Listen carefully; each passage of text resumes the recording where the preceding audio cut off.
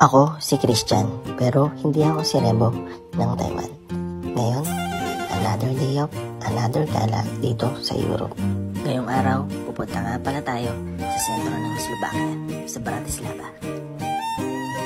Ngayon, nandito tayo sa bahay ng presidente ng Bratislava. Napakaganda ng kanyang mansyon. Napakasimple lang at napakadaming ginto sa gilid. Dati, nakikita ko lang to sa mga TV at movie. Pero ngayon, nakikita ko na ngayon sa sarili kong mga mata na ang mga train nga pala talaga dito dumadaan sa gitna ng kalsada at napakagandang lugar. At dito, nagpahinga muna ako at nagmuni-muni. Tingnan ko muna ang kagandahan ng isang castle na ito. Grabe, napakaganda.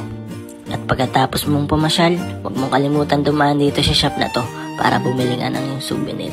Meron silang mga shot glass, mugs, payong at marami pang iba pa.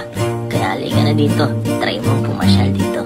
Ito ang tinatawag nilang Old Town dito sa Bratislava.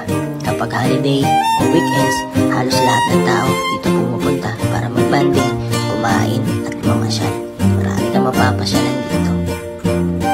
Nga pala guys, sana suportahan niyo ako sa mga dadating pang mga video para libutin ang buong Europa. Samahan niyo ako na makita ang kagandahan ng buong Europa. Sana andyan kayo lagi at manood para sa ating mga vlog. Dito, ako muna yung magpapaalam. Sa susunod, sa Budapest naman tayo maggagala. Bye! Dobre rano! Ciao!